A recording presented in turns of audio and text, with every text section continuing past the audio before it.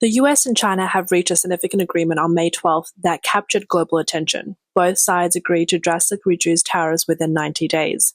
The US will lower tariffs from 145% to 30%, with the previous 20% still applied, bringing the effective tariff to 50%. China, in turn, will reduce tariffs from 125% to 10% and establish a continuous negotiation mechanism. Both countries also agreed to create a framework for ongoing discussions on their economic and trade relations. However, the key question remains, will China truly comply with this agreement? Many experts believe the answer is clear. China is unlikely to fully honor the deal. This is viewed as a tactical move by the Chinese government aimed at relieving pressure rather than genuine commitment. Commentator Yuan Bing argues that China is using time to its advantage, delaying the negotiation process while seeking to relieve pressure through other means, such as allying with the European Union, strengthening cooperation in the Middle East, and expanding domestic demand. There are reasons to believe that China cannot be trusted to fulfill its commitments to the US. In fact, the recent agreement between the US and China is simply a delay tactic. Since China joined the World Trade Organization, WTO, it has never fully honored its commitments. Last year, the U.S. Trade Representative, USTR, released the 2023 China WTO Compliance Report, which detailed the extent of China's non-market policies and practices and the serious harm they cause to workers, businesses, and industries in the U.S. and around the world. At that time, USTR Catherine Tai stated that China remains the biggest challenge to the international trade system established by the WTO. Despite being a member for 22 years, China continues to adopt policies that violate WTO standards and principles. She further stated that members of the international trading system must continue to work together to defend their common interest and oppose harmful policies and practices, especially in sectors targeted by China's industrial plans. China has been criticized for its poor record in complying with WTO rules, particularly those based on fundamental principles such as non-discrimination, openness, reciprocity, fairness, and transparency. Economist Lau Man revealed in his self-media channel that China made 45 major commitments upon joining the WTO, but only fulfilled 23 of them. Moreover, those unmet commitments were all key conditions. For example, the first commitment on the non-discrimination principles, which ensures that all market participants, private enterprises, foreign invested enterprises, state-owned enterprises, and individuals have equal standing and national treatment in the market, has not been honored by the Chinese government. As for opening up the telecommunications and internet industries, which would mean lifting the Great Firewall and removing publication censorship, these commitments are even less likely to be fulfilled and no room for negotiation. In February 2019, the White House Trade Representative's Office announced that a WTO trade dispute panel had ruled that China's government support for the domestic grain industry had severely disrupted international trade. China's market price support policy caused domestic grain prices to be artificially higher than market levels, reducing imports and increasing domestic production. This was in violation of China's commitments to the WTO. Additionally, the Chinese Ministry of Commerce had previously announced a series of commitments related to economic policies and trade of goods. However, these commitments, particularly those regarding corporate leadership, clearly contradict China's various regulations and policies. The China WTO commitment stated that the Chinese government will not directly or indirectly influence the commercial decisions of state-owned or state-invested enterprises. Yet, a series of policies ensure the parties' absolute control over businesses. Furthermore, members including the US, UK, Japan, Australia, and India have all condemned China's failure to meet its WTO commitments, while China has outright denied these claims. Economist and China analyst Antonio Graceffo has said that when China joined the WTO, it was viewed as a developing economy, which gave China a lot of flexibility and allowed it to not immediately comply with international norms. The idea was that if China were required to adhere to all the rules immediately, it would be unable to grow or profit. Therefore, the US and the international community allowed China a lenient timeline to fully comply. However, after more than 20 years, China still hasn't complied. Now, the second largest economy, China still demands the same protections as developing economies. Not only has China failed to follow WTO rules, but even during Trump's first term, agreements reached with China were not fully implemented by Xi Jinping. The USTR report showed that in the Phase 1 trade agreement between the US and China, China failed to meet its promise to purchase American products and did not resolve numerous fundamental issues, such as continued intervention in industrial policies, massive fiscal support for Chinese industries, and market access restrictions for imported goods and services. On January 15, 2020, the US and China signed the Phase 1 trade agreement. In the agreement, China committed to purchasing at least $200 billion in additional US products and services over 2 years, based on 2017 levels. These purchases would focus on manufacturing, agriculture, energy, and services. However, trade data for 2021 showed that China did not meet these commitments.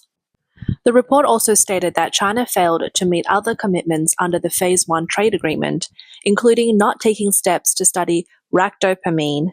Ractopamine is a feed additive widely used in the US for producing lean pork and beef, but it is banned in China. This issue has long been a top priority for US meat exporters. Besides, the report also highlighted that the Chinese government continues to employ extensive interventionist industrial policies and support measures, providing substantial government guidance, financial resources, and favorable regulatory support to entire industries in the economy. These efforts are often aimed at achieving specific production capacities, levels, and market share. To advance its industrial policy goals, China also limits market access for imported goods and services and restricts the ability of foreign manufacturers and service providers to operate in China. Furthermore, China has used various, often legal, means to acquire foreign intellectual property and technology to further its industrial goals.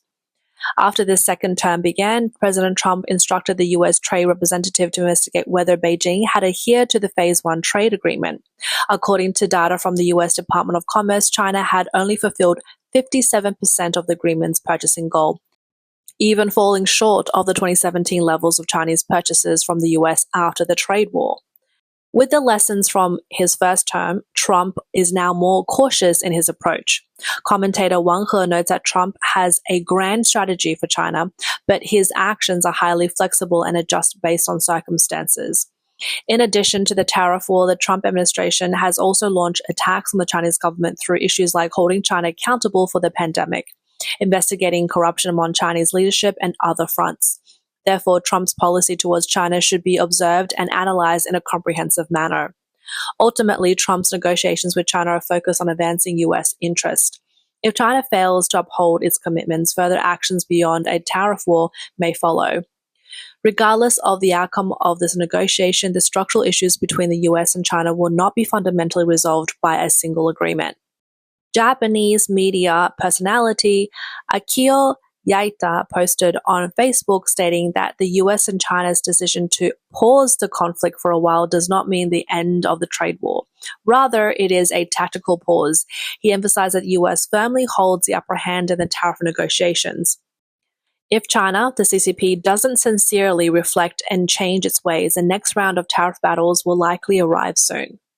U.S. economist David Huang stated that the temporary tariff reduction and the establishment of a consultation mechanism essentially show that Beijing, under pressure, has agreed to some structural arrangement under U.S. leadership, with the U.S. setting the rules of the game for tariffs.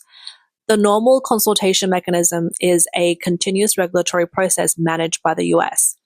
If Beijing backtracks and fails to comply with the agreement, the U.S. could immediately restore substantial tariffs or even impose higher ones.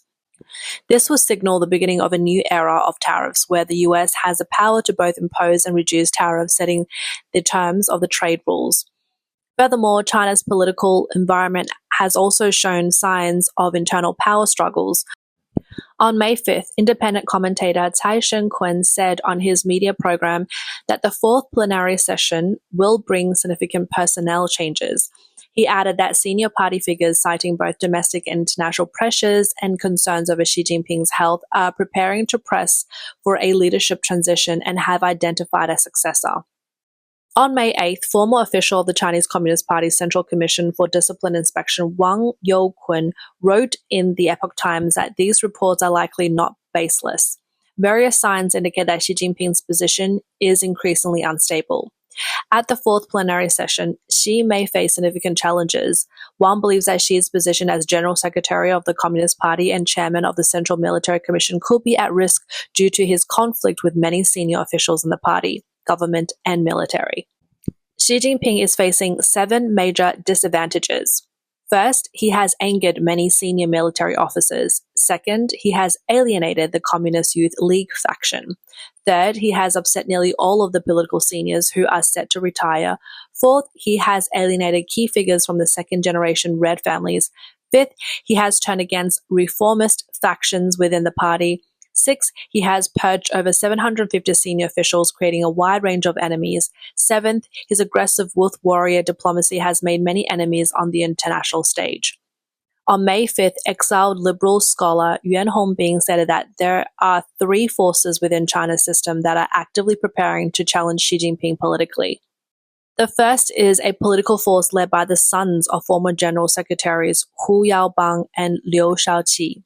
The second group is represented by the sons of former General Secretary Deng Xiaoping and the son of prominent CCP leader Chen Yun. The third group is extreme left faction representing Mao Zedong's ideology. In addition to political instability, China's economy is in dire strait, with worsening livelihoods, a sharp rise in unemployment, and societal tensions reaching a breaking point. Even intellectuals who have been heavily influenced by the Communist Party are now waking up and voicing their concerns. Last month, Lin Ying, and Dean of the School of Biological Science and Engineering at South China University of Technology, along with Assistant Dean Han Shuangyan, wrote an open letter titled, "A Spark Can Start a Prairie Fire," calling on the Chinese people, especially university students, to oppose dictatorship and fight for democracy and freedom. The letter has shocked the internet. The article carefully details China's 40-year under communist rule, citing the reinforcement of autocratic power and total control. It directly points to the tyranny that began during Jiang Zemin's time in office, suggesting that dictatorship is approaching an irreversible abyss. Commentator Jing Tao recently described Li Ying and Han Shuangyan as unparalleled female heroes. He noted that their article could be seen as a letter to all students in the country calling for the dismantling of Xi Jinping's dictatorial regime, a powerful anti-communist manifesto. The Chinese Communist Party (CCP) faces both internal and external challenges, making it unlikely that they will fulfill their commitments. In addition to deceiving the US on economic matters, the CCP has also caused significant losses to the US during the COVID-19 pandemic, with widespread death and injury impacting the world at large. In the early stages of the COVID-19 pandemic in 2019, the CCP repeatedly covered up the truth, preventing the world from understanding the true extent of the outbreak. While the CCP sealed off domestic transportation routes, it kept borders open for Chinese citizens, leading to the rapid spread of the virus globally. On March 7th of this year, a U.S. federal judge ruled in favor of Missouri, ordering the CCP to pay $24.5 billion in damages for the COVID-19 pandemic. Mark Thomas, chair of the Department of Political Science and Economics at LaSalle University, stated that the CCP should be held accountable for the global disaster caused by its concealment of the pandemic. CDC had already tracked increasing causes by September 2019, but the CCP continued to deny the virus's contagious nature in the month following the outbreak. Thomas remarked that it was a very fair ruling and that China, the CCP, should pay the money. He also stated that Missouri's lawsuit had opened the door for other states and set a good precedent for other countries. Missouri also filed a lawsuit against the CCP in April 2020, accusing the government of exacerbating the COVID-19 pandemic. After the original complaint was dismissed, the U.S. Eighth Circuit Court of Appeals held a hearing in January 2025 to reconsider the fourth claim, alleging that the CCP's actions such as hiding the outbreak and hoarding pandemic supplies contributed to the spread of COVID-19 in the U.S., particularly by obstructing the production, procurement, and trade of personal protective equipment, PPE, and other essential medical supplies. The defendants included the People's Republic of China, PRC, and the CCP, China's National Health Commission, the Ministry of Emergency Management, the Ministry of Civil Affairs, the Hubei Provincial Government, Wuhan City Government, Wuhan Institute of Virology, and the Chinese Academy of Sciences. Andrew Bailey, Attorney General of Missouri, celebrated the victory, calling it a landmark success and holding China accountable for spreading the COVID-19 virus globally. Thomas further stated that other states should follow Missouri's example, adding that joining the lawsuit would be a wise move. He also noted that the Missouri's case could lead to greater asset confiscation, particularly in states with significant Chinese investments. For example, China has invested nearly $11 billion in Texas, $44 billion in California, and about $58 billion in New York. Not only has the US government filed a lawsuit against the CCP, but the Berman Law Group in the US is also representing thousands of Americans in a collective claim for $6 trillion against China. On May 4th, 50 to 60 residents of Los Angeles gathered outside the Chinese consulate to participate in the global accountability for the CCP virus war rally protesting the CCP's suppression of whistleblowers in the early stages of the pandemic and its role in allowing the virus to spread worldwide. Protesters held banners that read, "Sue the CCP for the harm caused by the virus," and urged more people to sign the petition. Some protesters also carry signs in both Chinese and English, such as "In memory of Mr. Li Wenliang" and "Lab leak of CCP virus." Event organizer and China Democracy Party member Feng Zhiyuan explained that he joined the White Paper movement in 2022 to protest the CCP's inhumane lockdown policies, after which he fled China and moved to the US. During the pandemic, the CCP used state media to blame the US for the origin of the virus, fueling public hatred. However, after years of investigation, the US CIA confirmed that the virus originated from a CCP lab. Rally organizer Wang Zhijun stated that the goal of the protest was to hold the CCP accountable for its crimes against humanity. In the early days of the outbreak, 8 whistleblowers in Wuhan were warned and threatened by the CCP authorities, preventing them from sharing further information.